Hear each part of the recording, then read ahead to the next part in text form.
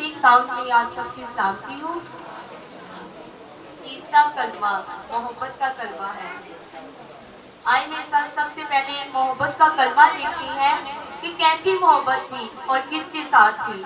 आइए मेरे साथ निकालें मुकद्दस लूका की अंजील, यूहन्ना की अंजील 19 बाब और उसकी 26 से 27 आयत। यीशु ने अपनी माँ और उस शगीद को जिससे मोहब्बत रखता था पास खड़ी देखकर माँ से कहा, ऐ औरत, देख तेरा बेटा ये है। फिर शगीद से कहा, देख तेरी माँ ये है। उसी वक्त से वो शगीद उसे अपने घर ले गया। नाम के पाक नाम पढ़े और सुने जाए पर नाम की खास बरकत हो। आमीन। नाम का शुक्र हो।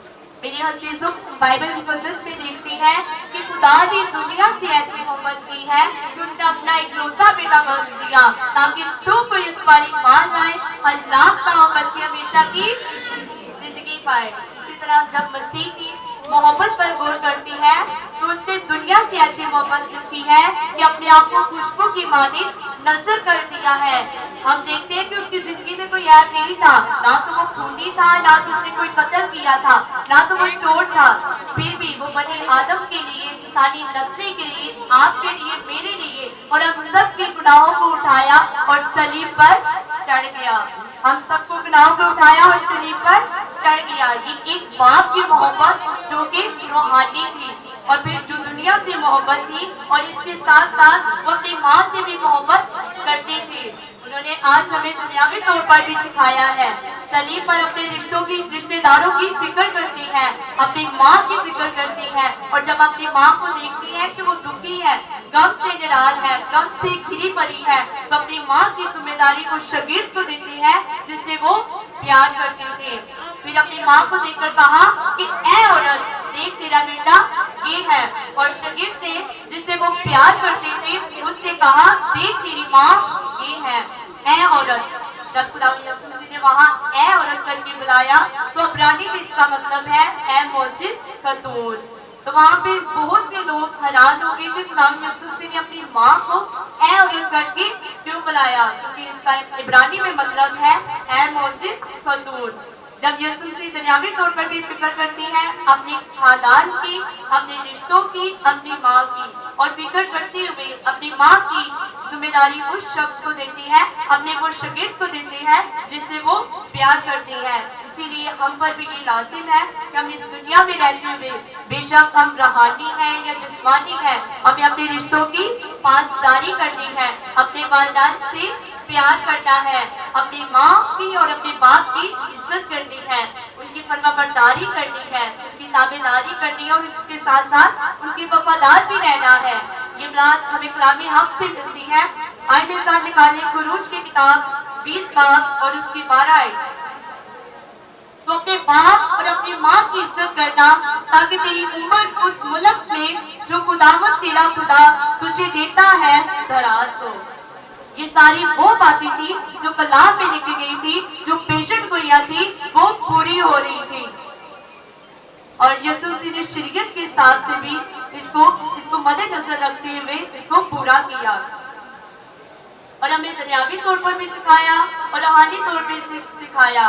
गोया अगर हम रूहानी हैं, खुदा से डरते हैं, खुदा से प्यार करते हैं, अगर हम अपने माँ और बाप की इज्जत नहीं करते, उनकी ताबेदारी नहीं करते, उनकी वफादारी नहीं करते, तो आज हम खुदा के कलाम को पूरा नहीं करते, क्योंकि खुदा हमें ये भी सिखाता है। उसमें तो उसका वो हुक्म है कि तो अपने माँ बाप की इज्जत करना, तो आज हम नहीं करते। यीशु मसीह ने हमें सलीब पर भी यही सिखाया है। एक तरफ वो अपने बाप की जिम्मेदारी को निभा रही है जो उसको सौंपी गई है और अपनी जमीनी जिम्मेदारी को भी निभा रही है। वो जिम्मेदारी अपनी माँ की जिम्मेदारी को निभा रही है, अपनी माँ को रोता देकर कह रही है और कह रही है कि ऐ औरत, देख तेरा बेटा ये है। वो अपनी माँ की भी जिम्मेदारी को निभा रही है, वो शगीद को जिम्मेदारी दे रही है जिससे वो प्यार करते थे। आज हम वो शगीद को जिम्मेदारी दे रही है जिससे वो प्यार करते थे, वो जिसको समझते थे कि इसकी केयर कर सकता है, इसका ख्याल कर सकता है, इससे प्यार करता है। और माँ से कहा, ऐ औरत, देख میرا بیٹا یہ ہے.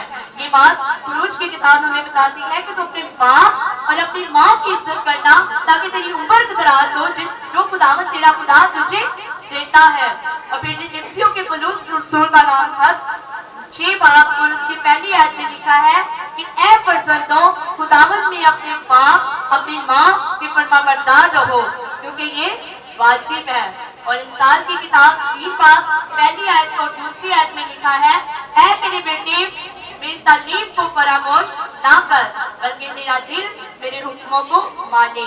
پھر دوسری آیت میں لکھا ہے کیونکہ تو اس سے عمر کی دراز پیڑھی سلامتی حاصل کرے گا. کتنی باتیں ہیں جو ہمیں اپنے ماں باپ کی عزت کرنے سے بائبل سے ملتی ہے.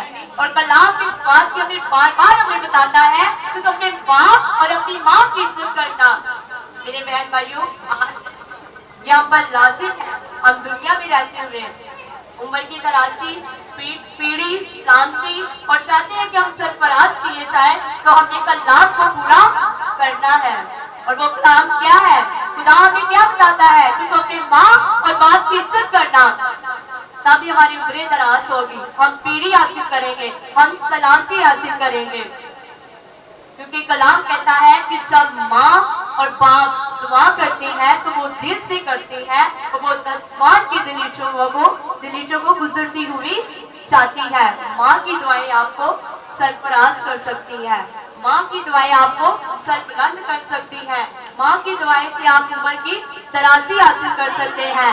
آج کے دور کہ ہم اپنی ماں سے ہی الجھ پڑتے ہیں. ہم اس کو کہتے ہیں سانو کی پتا ہے, سانو ہوتا پتا ہے.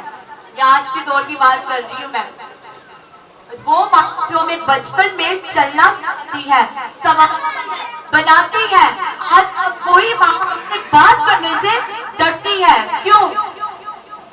کیونکہ وہ ڈرتی ہے کہ کہیں یہ میرا بیٹی یا بیٹا ہم سے ناراض نہ ہو جائے, خفا نہ ہو جائے, غصہ نہ کر لے یا گھر چھوڑ کے نہ چلے جائے. کیونکہ آج ہم کلام سے دور ہیں, ہم خدا کے کلام کو پورا نہیں کرتے. فلپیوں کے نام پولس یوسف کا خط اس کا 9واں باب کی پہلی آیت میں لکھا ہے اسی واسطے خدا نے اسے بہت سربلند کیا, اس کو وہ نام بخشا جو سب ناموں سے اعلیٰ ہے. کیونکہ آسمان کو چھوڑا زمین میں آیا تاکہ انسانی رستے کو باپ سے ملائے. جو باپ نے ذمہ دار دے کر اسے بھیجا تھا اسے پورا کرتے کرتے وہ اپنی زمینی ذمہ داری کو بھی پورا کر رہے ہیں. آج ہمیں بھی سکھا رہے ہیں. وہ سارے اس نے کلام کو پورا کیا ہے, دنیاوی طور پر اپنے رشتوں کی پاسداری کر رہی ہے. اور بائبل کہتی ہے کہ اس کو وہ نام بخشا ہے جو نام سب سے اعلیٰ ہے. اگر ہم آج اپنے ماں باپ کی عزت نہیں کرتے تو کلام کہتا ہے مثال 20 باب کی 20 آیت میں جو اپنے باپ یا اپنی ماں پر لعنت کرتا ہے اس کا چراغ گہری طریقے میں بجھا دیا جائے گا. میرے عزیزوں آج اگر ہم چاہتے ہیں کہ اپنے ماں باپ کی ہم سرفراز کیے جائیں, سلامتی حاصل کریں, پیڑھی حاصل کریں, چاہتے ہیں کہ ہم سربلند ہو, سرفراز کیے جائیں تو ہمیں اپنے ماں باپ کی عزت کرنی ہے, خدا کے کلام کو پورا کرنا ہے. کیونکہ خدا کا کلام ہمیں یہی بتاتا ہے. اگر ہم عمر کی درازی حاصل کرنا چاہتے ہیں, آج کے دور میں دیکھتے ہیں ہم کہ جو بہن بھائی مسیح میں سو جاتی ہیں ان کی عمریں 30-35, نوجوان بیٹیاں بیٹے جو بھی ہیں عمریں 30-35-40 یا 50 سال عمر ہوتی ہے. لیکن بائبل مقدس خدا کا کلام بائبل کے مطابق 70 سے 80 عمر تک بتاتا ہے. جو خدا کا کلام ہماری عمریں بتاتا ہے, ہم اس عمر تک 70-80 کیوں نہیں پہنچتے؟ آج ہم خدا کے کلام کو پورا نہیں کرتے, ہم اپنے ماں باپ کی عزت نہیں کر رہے. آج ہمیں نوکریاں نہیں ملتی, پیسے نہیں ہیں, قرضے کی لعنت میں ہے, بہت سے ہمیں کامیابی حاصل نہیں ہوتی. کیوں نہیں ہوتی؟ کیونکہ آج ہم کلام کو پورا نہیں کرتے, اپنے ماں باپ کی عزت نہیں کرتے. کیونکہ ہمیں اپنے ماں باپ کی عزت کرنے سے عمر کی درازی, پیڑھی, سلامتی حاصل ہوگی. خدا آپ کو اس کلام کی وسیلہ سے برکت دے.